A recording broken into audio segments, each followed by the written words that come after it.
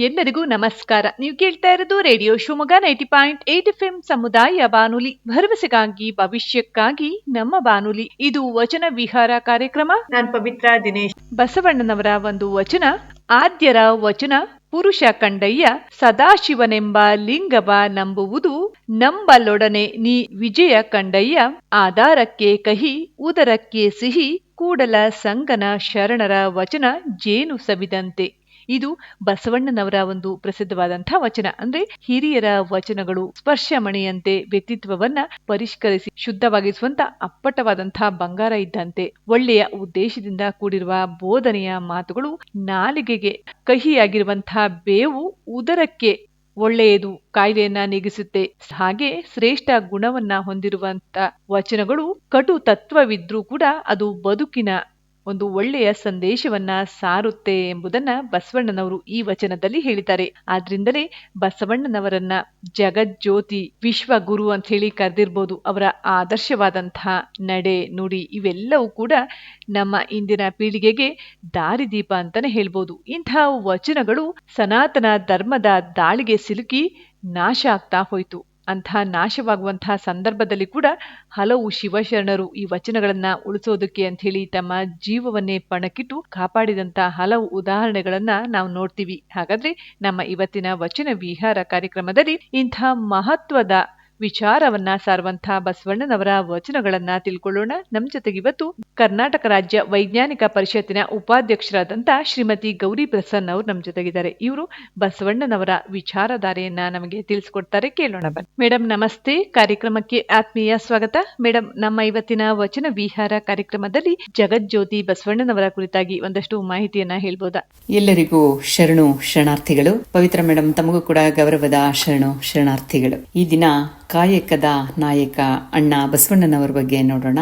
ಬಸವ ಎಂಬ ಮೂರಕ್ಷರದ ಶಕ್ತಿ ಅದು ಅಗಾಧವಾದದ್ದು, ಅಸಾಧ್ಯ, ಅನುಪಮ. ಅದರಲ್ಲಿ ಚುಂಬಕ ಶಕ್ತಿ ಅಡಗಿದೆ. 12ನೇ ಶತಮಾನದಲ್ಲಿ ಮಹಾತ್ಮ ಬಸವೇಶ್ವರರ ನೇತೃತ್ವದಲ್ಲಿ ನಡೆದಂತಹ ವಚನ ಚಳವಳಿ ಹೇಗಿತ್ತು ಅಂತ ಹೇಳಿದ್ರೆ, ಜಗತ್ತು ಹಿಂದೆಂದೂ ಕಂಡರಿಯದ ಚಳವಳಿಯದಾಗಿತ್ತು.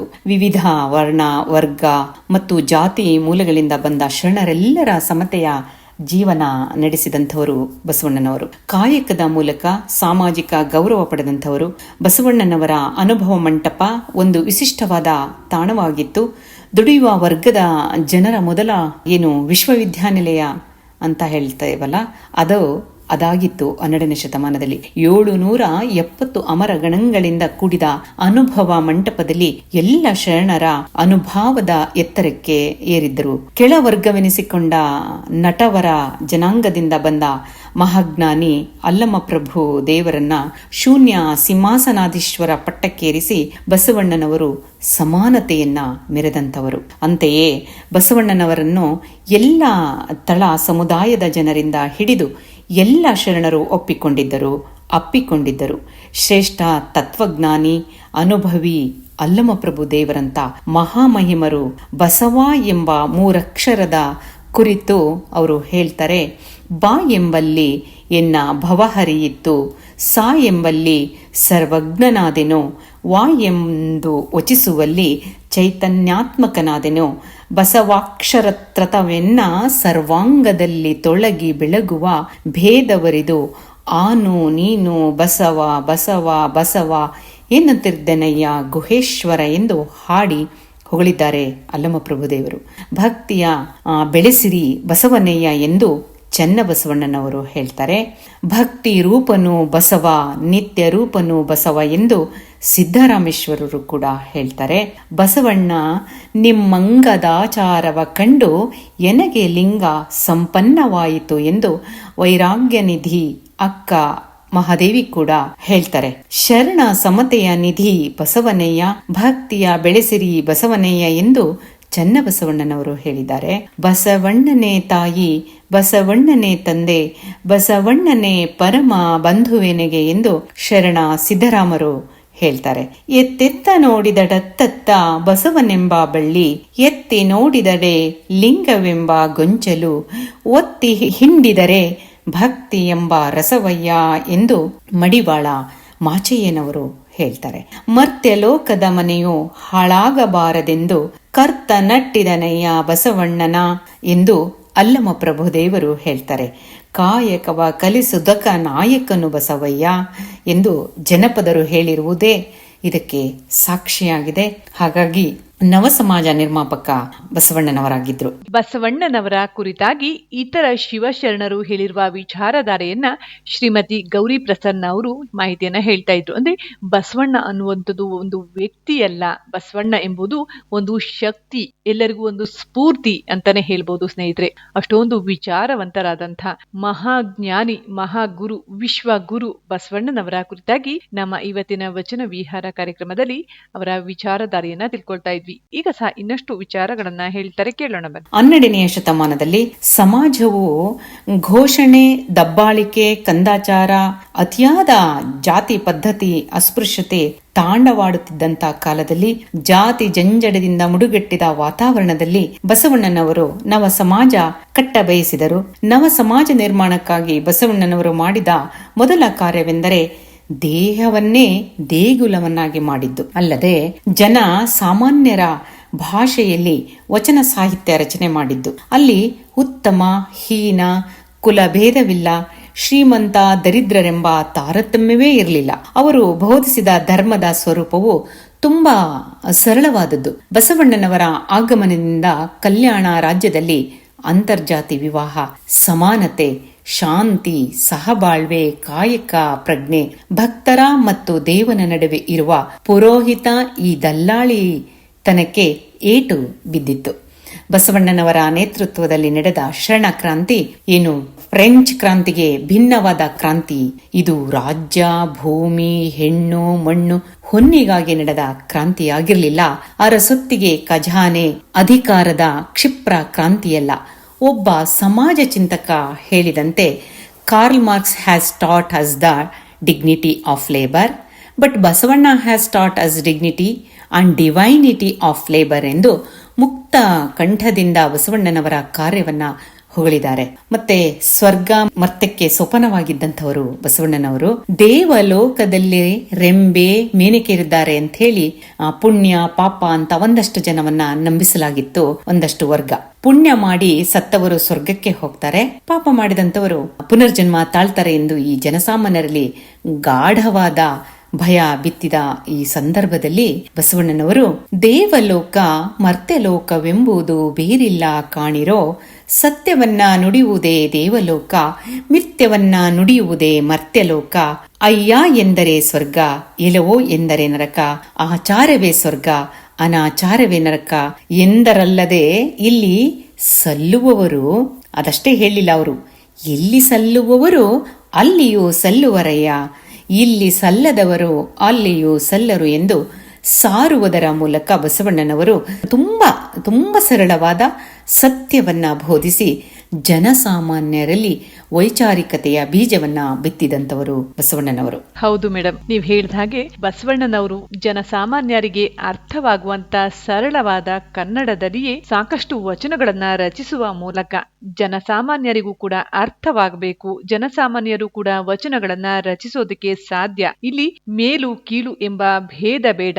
ಎಲ್ರೂ ಕೂಡ ವಚನಗಳ ಮೂಲಕ ತಮ್ಮ ಭಾವನೆಯನ್ನ, ತಮ್ಮ ಅನುಭವದ ಸಾರವನ್ನ ವ್ಯಕ್ತಪಡಿಸೋದಕ್ಕೆ ಅವಕಾಶ ಇದೆ. ಈ ವಚನಗಳು ಯಾವುದೇ ಆಚಾರ್ಯರ ಸ್ವತ್ತಲ್ಲ, ಅನುಭವಿಗಳ ಸಾಹಿತ್ಯ. ಆಚಾರ್ಯರು ಜೀವಿಸಿರುವಾಗಲೇ ತಮ್ಮ ವಿಚಾರಗಳನ್ನ ಬರೆದು ಅವುಗಳಿಗೆ ಸಂವಿಧಾನಾತ್ಮಕವಾದ ಮುದ್ರೆಯನ್ನು ಒತ್ತಿದ್ರೆ, ಅನುಭವಿಗಳು ಮಾತ್ರ ತಮ್ಮ ಚಿಂತನೆಗಳನ್ನ ಹೃದಯದಿಂದ ಹೃದಯಕ್ಕೆ ಮುಟ್ಟಿಸುವಂತೆ ತಮ್ಮ ಸರಳವಾದ ಮಾತುಗಳ ಮೂಲಕವೇ ಸಮಾಜಕ್ಕೆ ಒಂದು ಒಳ್ಳೆಯ ಸಂದೇಶವನ್ನ ಸಾರ್ತಾ ಇದ್ರು. ಇಂಥ ಬಸವಣ್ಣನವರಿಂದ ಪ್ರೇರಣೆಗೊಂಡಂತಹ ಸಾವಿರಾರು ವಚನಕಾರರನ್ನ ನಾವು ನಮ್ಮ ವಚನ ಸಾಹಿತ್ಯದಲ್ಲಿ ನೋಡೋದಕ್ಕೆ ಸಾಧ್ಯವಾಗಿದ್ದು, ಬಸವಣ್ಣನಂತಹ ಮಹಾನ್ ವ್ಯಕ್ತಿಯ ವೈಚಾರಿಕ ನಿಲುವು ಕಾರಣ ಅಂತಾನೆ ಹೇಳ್ಬೋದು. ಹಾಗಾದ್ರೆ ಇನ್ನಷ್ಟು ವಿಚಾರಗಳನ್ನ ತಿಳಿಸ್ತಾರೆ, ಕೇಳೋಣ ಬನ್ನಿ. ನವಧರ್ಮದ ಸ್ಥಾಪಕ ಕೂಡ ಬಸವಣ್ಣನವರಾಗಿದ್ರು. ಏನು ಈ ಜಡ್ಡುಗಟ್ಟಿದ ಉಸಿರು ಗಟ್ಟಿದ ಧಾರ್ಮಿಕ ವ್ಯವಸ್ಥೆಯಿಂದ ಜನಸಾಮಾನ್ಯರನ್ನ ಮುಕ್ತಗೊಳಿಸಿದಂತ ಕೀರ್ತಿ ಬಸವಣ್ಣನವರಿಗೆ ಸಲ್ತದೆ. ದೇವಾಲಯಗಳಿಗೆ ಪ್ರವೇಶವೇ ಇಲ್ಲದ ದಲಿತರ, ಶೋಷಿತರ ಕೈಯಲ್ಲಿ ಇಷ್ಟಲಿಂಗವನ್ನ ನೀಡುವುದರ ಮೂಲಕ ನಿಮ್ಮ ಗುಡಿಯ ಗೊಡವೆಯೇ ನಮಗೆ ಬೇಡವೆಂದು ಗುಡಿಯ ದೇವರನ್ನೇ ಶೋಷಿತರ ಕೈಯೊಳಗೆ ತಂದುಕೊಟ್ಟಂತವರು ಬಸವಣ್ಣನವರು. ಹಾಗಾಗಿ ಜನ ಭಾಷೆಯಲ್ಲಿ ಸಾಹಿತ್ಯದ ರಚಕ ಕೂಡ ಬಸವಣ್ಣ. ಅಂದಿನ ಬಹುತೇಕ ಸಾಹಿತ್ಯ ಸಂಸ್ಕೃತ ಭಾಷೆಯಲ್ಲೇ ಇತ್ತು. ಏನು ಈ ಸಾಹಿತ್ಯ ಇತ್ತು ಅದು 12ನೇ ಶತಮಾನಕ್ಕೆ ಮುಂಚೆ ಸಂಸ್ಕೃತ ಭಾಷೆಯಲ್ಲೇ ಬಹಳಷ್ಟು ಸಾಹಿತ್ಯ ಇತ್ತು. ಹಾಗಾಗಿ ಸಂಸ್ಕೃತ ಭಾಷೆ ಕೆಲವೊಂದು ವರ್ಗದ ಸ್ವತ್ತಾಗಿತ್ತು. ನಿಮ್ನ ವರ್ಗದ ಜನ ಸಂಸ್ಕೃತ ಕಲಿತರೆ ಅವರ ನಾಲಿಗೆಯನ್ನೇ ಕತ್ತರಿಸುತ್ತಿದ್ದರಂತೆ. ಅದನ್ನ ನೀವೆಲ್ಲ ಕೇಳಿದೀವಿ. ಅಲ್ಲದೆ ಸಂಸ್ಕೃತ ಭಾಷೆ ಜನಸಾಮಾನ್ಯರಿಗೆ ಅರ್ಥವೇ ಆಗುತ್ತಿರಲಿಲ್ಲ. ಅಂತಹ ಸಂದರ್ಭದಲ್ಲಿ ಬಸವಣ್ಣನವರು ಜನಭಾಷೆಯಾದ ಕನ್ನಡ ಭಾಷೆಯಲ್ಲಿ ವಚನಗಳನ್ನು ರಚಿಸಿ ವಚನಗಳ ಸಾರ ಅವರಿಗೆ ಅರ್ಥವಾಗುವಂತೆ ಮಾಡಿದಂಥವರು ಬಸವಣ್ಣನವರು. ಅದಕ್ಕೆ ಜನಪದರು ಹೀಗೆ ಹಾಡ್ತಾರೆ: ಶರಣರ ನೆನೆದರೆ ಸರಗಿಯ ಇಟ್ಟಂಗ, ಅರಳು ಮಲ್ಲಿಗೆ ಮುಡಿದಾಂಗ, ಕಲ್ಯಾಣ ಬಸವನ ನೆನೆಯೋ ಎಲೆಮನವೇ ಅಂತ ಜಾನಪದ ತಾಯಿಯವರು ಹಾಡ್ತಾರೆ. ಸಾವಿಗಂಜದ ಶರಣ ಬಸವಣ್ಣ. ಬಸವಣ್ಣನವರು ಜನಸಾಮಾನ್ಯರ ಆಲೋಚನೆಯ ವಿಧಾನದಲ್ಲಿಯೇ ಕ್ರಾಂತಿಯನ್ನ ಹುಟ್ಟಿಸಿದರು. ಇದರಿಂದ ಸಮಾಜ ಎಚ್ಚೆತ್ತು ಅವರ ಬೋಧನೆಯಲ್ಲಿ ಸತ್ಯವನ್ನ ಕಂಡಿತ್ತು. ಶೋಷಿತ ವರ್ಗದ ಪರವಾಗಿ ಬಸವಣ್ಣ ನಿಂತಿದ್ದಕ್ಕಾಗಿ ಸಾಂಪ್ರದಾಯಸ್ಥರು ಅವರಿಗೆ ಪ್ರಾಣಾಪಾಯದ ಬೆದರಿಕೆಯನ್ನ ಹಾಕ್ತಾ ಇದ್ರು. ಅದಕ್ಕೆ ಬಸವಣ್ಣನವರು ಅವರು ಬಗ್ಗಲೇ ಇಲ್ಲ. ಅವರು ಹೇಳಿದ್ರು: ಆರು ಮುನಿದು ನಮ್ಮನ್ನೇನು ಮಾಡುವರು, ಊರೆ ಮುನಿದು ನಮ್ಮನ್ನೆಂತು ಮಾಡುವರು, ನಮ್ಮ ಕುನ್ನಿಗೆ ಕೂಸ ಕೊಡಬೇಡಿ, ನಮ್ಮ ಸೊಣಗಂಗೆ ತಳಿಗೆಯ ನಿಕ್ಕಬೇಡಿ, ಆನೆಯ ಮೇಲೆ ಓಹನ ಶ್ವಾನ ಕಚ್ಚಬಲ್ಲುದೆ, ನಮಗೆ ನಮ್ಮ ಕೂಡಲ ಸಂಗಯ್ಯನುಳ್ಳನಕ್ಕ ಎಂದು ಸಂಪ್ರದಾಯವಾದಿಗಳಿಗೆ ಮಾರುತ್ತರವನ್ನ ಕೊಟ್ಟಂತವರು ಬಸವಣ್ಣನವರು. ಅವರು ಮರಣವೇ ಮಹಾನವಮಿ ಎಂದು ಕರೆದಂಥವರು. ಬಸವಣ್ಣನರೆಂದರೆ ಸಾವಿಗೆ ಅಂಜಿದಂಥವರಲ್ಲ, ಅವರು ಮರಣವನ್ನೇ ಮಹಾನವಮಿ ಎಂದು ಸ್ವೀಕರಿಸಿದಂಥವರು. ಹಾಗಾಗಿ ಅವರ ಮತ್ತೊಂದು ವಚನವನ್ನ ನಾವು ನೋಡಬಹುದು: ನಾಳೆ ಬಪ್ಪುದು ನಮಗಿಂದೆ ಬರಲಿ, ಇಂದು ಬಪ್ಪುದು ನಮಗೀಗಲೇ ಬರಲಿ, ಇದಕ್ಕಾರಂಜುವರು ಅಳುಕುವರು, ಜಾತಸ್ಯ ಮರಣಂ ಧ್ರುವಂ ಎಂಬಂತೆ ನಮ್ಮ ಕೂಡಲ ಸಂಗಮ ದೇವರು ಬರೆದ ಬರೆಹವ ತಪ್ಪಿಸುವರೆ ಹರಿ ಬ್ರಹ್ಮಾದಿಗಳಿಗೆಲ್ಲ.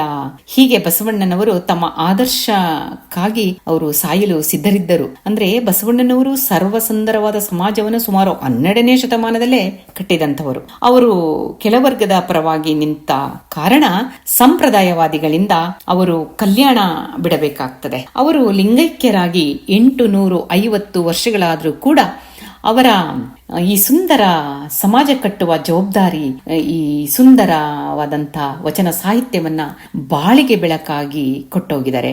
ಅವರು ಅಂದು ಕಂಡಿದ್ದ ಜಾತ್ಯತೀತ ವರ್ಣಾತೀತ ಸುಂದರ ಸಮಾಜ ಕಟ್ಟುವ ಈ ಎಲ್ಲ ಜವಾಬ್ದಾರಿ ನಮ್ಮೆಲ್ಲರ ಮೇಲೆ ಇಟ್ಟಿದ್ದಾರೆ. ಅವರು ಜಗವೊಂದೇ ಬಸವಣ್ಣನವರ ಈ ವೈವಿಧ್ಯಮಯ ವ್ಯಕ್ತಿತ್ವ, ಆತ ಶರಣನು, ಕವಿಯೂ ಆಗಿ, ರಾಜಕೀಯ ಕಾರ್ಯಕರ್ತನೂ ಆಗಿದ್ರು, ಸಮಾಜ ಸುಧಾರಕನೂ ಆಗಿದ್ದಂಥವರು. ಬಸವೇಶ್ವರ ಕ್ರಾಂತಿ ಬೀಜಗಳು ಇವು ಕೇವಲ ಸುಧಾರಣೆಗಾಗಿ ಅಲ್ಲ, ಕ್ರಾಂತಿಗಾಗಿ ಮಂಗಳ ವೇಳೆಯಲ್ಲಿ ಬಿತ್ತಲ್ಪಟ್ಟಂಥವು ಮತ್ತು ಅವು ಬೆಳೆದು ಫಲ ಕೊಟ್ಟಿದ್ದು ಕಲ್ಯಾಣದಲ್ಲಿ ಎಂದು ಪಾಶ್ಚಿಮಾತ್ಯ ಕವಿ ವೆಲಿಬಿಲ್ ತಮ್ಮ ಬಸವಣ್ಣನವರ ವಚನಗಳ ಆಂಗ್ಲ ಅನುವಾದ ಗ್ರಂಥದಲ್ಲಿ ಅವರು ಬರೀತಾರೆ.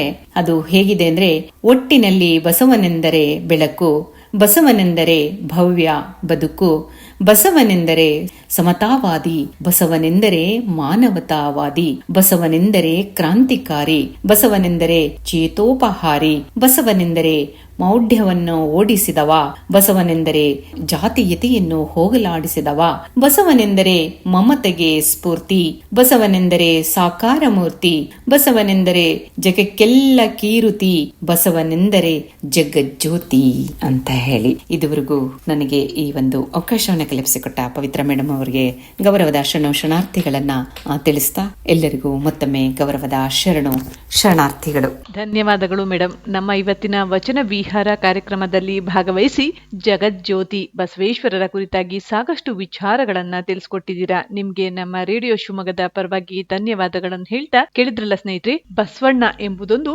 ವ್ಯಕ್ತಿ ಅಲ್ಲ, ಶಕ್ತಿ ಅಂತಾನೆ ಹೇಳ್ಬೋದು. ಹೀಗೆ ಸಮಾಜ ಸುಧಾರಣೆಗಾಗಿ ಸಾಕಷ್ಟು ಶ್ರಮಿಸಿದಂತಹ ಬಸವಣ್ಣನವರ ಕುರಿತಾಗಿ ಇವತ್ತು ನಮ್ಮ ವಚನ ವಚನ ವಿಹಾರ ಕಾರ್ಯಕ್ರಮದಲ್ಲಿ ಮಾಹಿತಿಯನ್ನ ತಿಳ್ಕೊಂಡ್ವಿ. ಇದೇ ರೀತಿ ನಾಳೆಯ ಸಂಚಿಕೆಯಲ್ಲಿ ಇನ್ನಷ್ಟು ಶಿವಶರಣರ ವಿಚಾರಧಾರೆಯೊಂದಿಗೆ ಮತ್ತೆ ಭೇಟಿಯಾಗೋಣ. ಇದು ವಚನ ವಿಹಾರ ಕಾರ್ಯಕ್ರಮ. ನೀವು ಕೇಳ್ತಾ ಇರೋದು ರೇಡಿಯೋ ಶಿವಮೊಗ್ಗ 90.8 FM ಸಮುದಾಯ ಬಾನುಲಿ, ಭರವಸೆಗಾಗಿ ಭವಿಷ್ಯಕ್ಕಾಗಿ ನಮ್ಮ ಬಾನುಲಿ.